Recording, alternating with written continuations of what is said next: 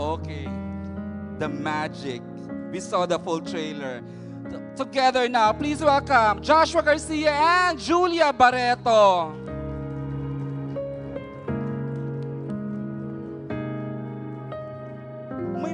May mga chemistry talagang tinatawag, ano? And they're so perfect. Look at them. Marami kang sasagutin, Julia at Joshua. Okay, have a seat na. Okay, this time, I think we are ready to answer the questions na po. Helping me, tulungan mo ako, Justin from Corporate Communications. Who will start? Ito lang po ang request. Ha? Ayun pala, sorry, I'm missing something. We'd like to hear from the writers, Miss Kukay and Miss Crystal. Greet our friends. Hello po, good evening. Thank you for coming. Sana mag-enjoy tayo tonight. Okay, thank you, Miss Crystal. Miss Kukay! Hello, thanks for coming and for joining us. Even though sa mga nanonood, thank you for tuning in. Yes, worldwide tayo napapanood now. Bianca! Hello po everyone. Nice to see you all. Maraming salamat po sa oras niyo. Let's have fun tonight. May alak ba para mag-fun? Charot lang. Joke! Pagalitan ako. Bawal na pagalitan ako. And of course, ito nakatabi ko na. Kasi people are raving about you. The promo people, Mother, she's from PETA. She's really good. Mayan Espinosa. Hello. Magandang gabi po sa lahat. Marhay na banggi. Ay, nagamit. You're from Bicol. Thank you so much for coming to support and happy for you. Yay. Thank you, syempre, for being part of this beautiful project. Gulat-gulatan na naman. Bong Gonzales! Yes, hello po. Good evening. Good evening to our distinguished panel of judges. Wow! Thank you po. Umaarte ka pala. Kala ko nag-i-influence ka lang. Yes, it's such an honor and a responsibility to be here. Thank you Sabi so much. Perfect ka nga dun sa role mo. Tailor-made. Thank you, Bong. Kilig ako sa batang ito. Aljon Mendoza! Hello po. Sa lahat na nandito, thank you sa press, thank you sa lahat ng supporters. Sa Team Bahay, maraming salamat. Ayan. Alright, syempre. Thank you, Aljon. Ito na yung favorite ko talaga siya. Bukod sa kaibigan ko yung parents niya. Kyla Estrada. Hello, good evening everybody. Thank you so much for being here. It's so nice to see familiar faces, of course, from the press. So thank you for joining us tonight. And ayun, sana mag-enjoy lang tayo. Oo naman. And thank you so much. I will make sure mag-i-enjoy naman kasi ang gaganda ng mga tanong na mamaya later on. Dinaan tayo sa car. Direk Peterson, ikaw na yata ang bagong pandemic blockbuster director. For the last 3 years, you've been dominating the movie, di ba? Thank you po. Thank you po to Star, syempre. But for tonight, good evening po sa ating mga supporters, sa press, who will, of course, help us to spread the word about our film. Salamat po for the time. Eto na. As if they never separated, dun sa portrayal nila, parang sila. Pero hindi, alam naman natin yun. Please welcome Joshua Garcia and Julia Barreto. Please! First time makita sila together bukod sa mall show. Ikaw na yung last. Save the best for last. Mauna na ako, sabi ko sa save the best for last. Hindi, ikaw. Okay. Sige, Ako na muna. Ayaw magpatalo. Sabay na lang tayo. Sige. Okay. Hello po, good evening everyone. Hi, guys. Maraming salamat. Yes, of course. Thank you sa ating mga press sa pagpunta, sa pagbigay ng oras ngayong gabi. Maraming salamat. And sa lahat ng supporters namin ni Julia, nila Aljo, nila Kyla, nila Bong, si Ate Mayan, maraming salamat kasi simula umpisa nandiyan kayo. Hanggang dito, hindi pa tayo tapos. Meron pa tayong Cebu, may Jensen. Maraming salamat po. Thank you. Ayun, Ay, same. of course. Akala ko ba sabay na lang? Ayun, same lang naman.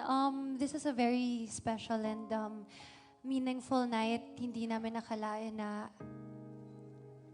Okay. Hindi namin akalain. Hindi... Sobrang excited ko. Hindi ko na mabuo yung word. Hindi po namin inakala na... diba, finally makagawa tayo ng... Ulit. I know. So this is really a very special one. But thank you for joining us.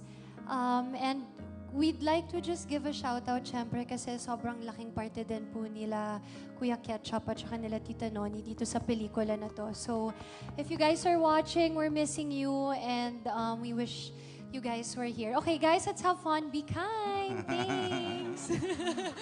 Okay, before I give the microphone to Justin ng Corpcom, I'd like to, the first question siyempre, importante ito, for Josh Leah.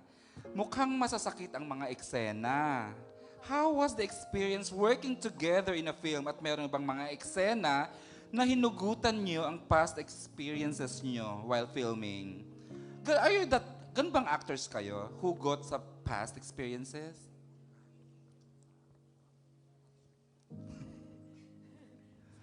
Sige ako na. Okay. Hindi maiwasan.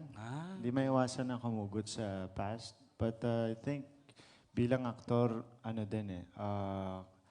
nasa sayo na rin yan kung paano mo siya babawasan man lang. Yung nararamdaman mo. Just to protect yourself lang din. Dun sa pain na naramdaman mo. Kumbaga kung kailangan mong humugot. Grabe yung pain mo sa trailer pala. Parang sobra. Hindi naman. Pained ka. Hindi naman. Okay. Ayun, yun. Parang gano'n. Yun. Julie, ikaw ba? Are you the type of actress who makes hugot sa experiences? Who makes hugot?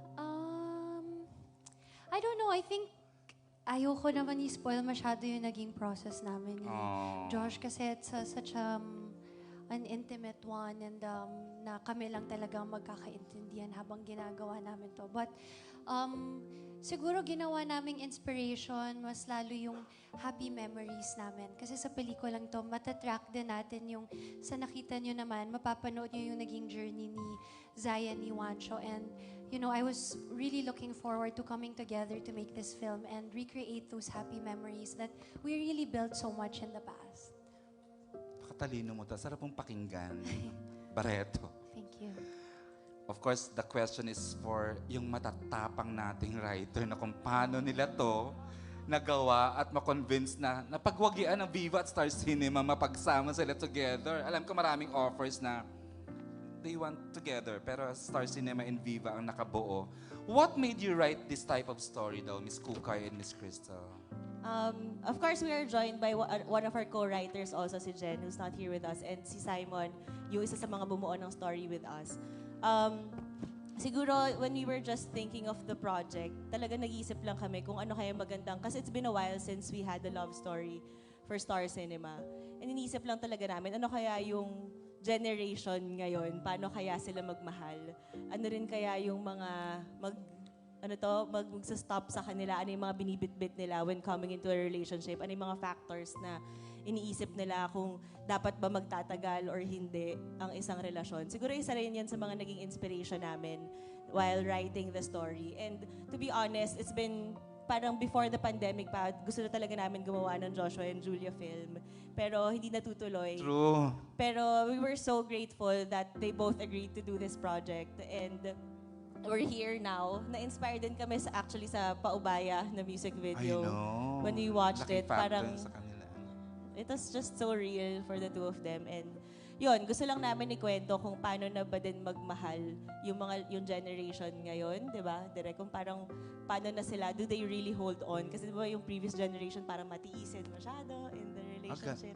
So I don't know if try namin na makwento kung paano yung si Zai at si Juancho magmahal. I'm sorry, the characters are Zai? Zai and Juancho. Juancho.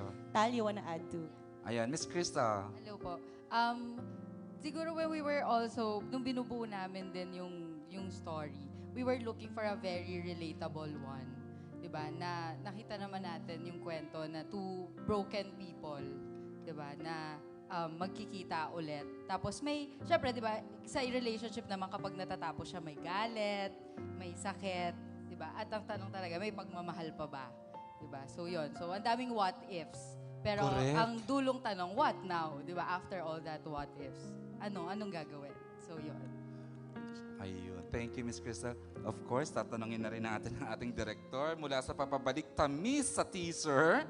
Ngayon naman ay ramdam ang init, lasap ang pait at tumatagos ang sakit sa trailer. Ano pang experience na may expect ng mga tao sa pagbabalik ng Josh Lea? That's for Direk Peterson. Kasi ang ganda ng trailer. Inano na. Thank you. Andun na lahat ng elements Right. ng emosyon. Right. Siguro, itutuloy ko lang yung nasimula nila Kukay na sinasabi niya na tinatrack namin ngayon kung paano magmahal yung generation ngayon. Pero I think, gusto rin natin ipakita kung paano sila masaktan. And I think, we Filipinos like to see, di ba, to mirror that in a cinematic experience. So, parang, yun, bumuo lang talaga kami ng pelikula na ang real nung sakit. I think parang it feels so fresh and current. And for Josh Lea, I think, because when I watch their films, kahit masaya sila panoorin, pero alam mong if you go to that like real painful dramatic route, mapupush pa natin sila. So I was really excited to push that dramatic journey with them. First time mong mag-direct ng bida ay former mga exes? Oo. Kasi if you name it, iba yung route mo dito na tinahak eh. Diba? Yeah, and I think parang, yun nga parang tama yung sinabi ni Ju kanina na sometimes I give them space because they seem to have this very intimate personal sila lang ang process about nakakaramdam. making the scene. So, they were so generous for sharing themselves Of in course, this they're film. great actors, no, Direk? Sarap, no? Okay. Justin, babasahin ko yata itong question from Reggie Bono. And Reg, would you want this read o ikaw o ako? Ako na lang. The question is for Reggie Bono and this is for Joshua and Julia. Nakakatuwa na balik na ang Josh Lea. Please take us back kung paano ito in-offer sa inyo at nag-yes ka ba agad and why? At ano ang namimiss nyo sa isa't isa? How was this offered? Pre-pandemic pa ba to? Ay, may tawanan ng creatives. Mukhang may inside story tayo ah. During the pandemic, parang we were receiving na calls and then setting meetings about it. Tapos, originally, iba yung kwento niya and then years later, pa-evolve na yung material. And I think it really boils down to the right time and the right script. So, it's a feeling naman when you know na it's time and when the script is right for the two of us. So, I was on board, of course, right away. No, talaga? Okay. Good to hear that.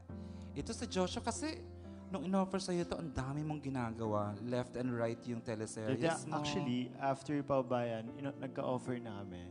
Tapos this The was controversial Paubaya with- music video. with Black Sheep pa to, nung una.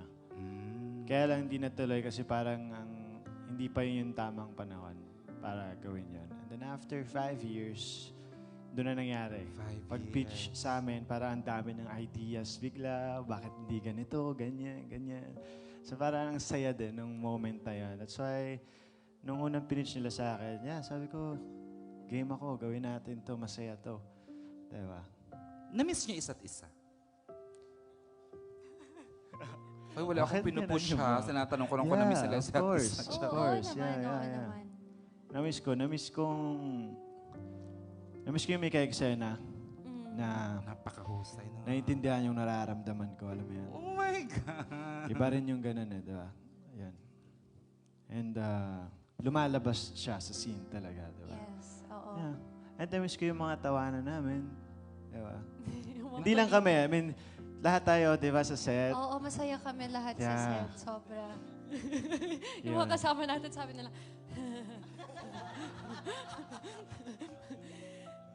oo, yeah. It's the music, no?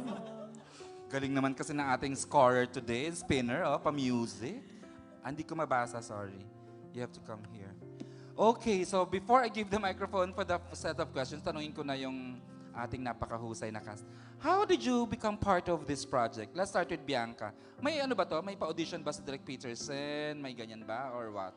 And baka lang hindi namin napanood kayo sa trailer, please make us kwento about your role, B. Well, yung role ko here, it's very short, but I can say na it was very memorable shooting with them, and it was such an honor, shooting with all of them. Kahit ilang araw lang yon, I flew in sa Bicol, and You were part of the Bicol talagang- group. Opo. And then, parang they really made me feel like I was at home lang. Parang hindi na kailangan ng warm-up. And then, it's such a dream come true also working with Josh Lia. Kasi actually, nung high school kasi hindi ako makakonsentrate sa math exam ko nun. Kasi iniiyakan ko yung Paubaya music video nila. Tapos ngayon, parang nakaka-work ko sila sa such a dream come true. So, ayun. Ito, laging bumabalik sa paubaya, ano? Yes. Like, I was talking to Alan Diones and Ana Pingol kanina. May sinabi silang word, pero wag na sa akin manggaling. Pero, talagang this made a statement kasi sa Josh Lia ng time na yun, di ba? Wala na kayo noon, pero nag-together kayo just for the music video. Hanggang doon lang ang gusto kong sabihin. Charot. Aljon! Ikaw medyo busy ka lately, ha? Hi na, kamusta? Paano ka naging part ng project? So, medyo ilang months din po na nagpahinga ako from acting. Talaga, So, pero lagi yes kitang po. nakikita. Talaga po. Everywhere. Hindi, I mean sa... Baka sa IG nyo nakita, sir. Sa IG? Malamang. Baka ni-stalk Stalker. nyo. Oo, yung mga shirtless pets. Loko lang. Joke lang. Siya yung hinot seat. Huwag mo kong simulan Joshua, ha? Huwag mo kong simulan Joshua.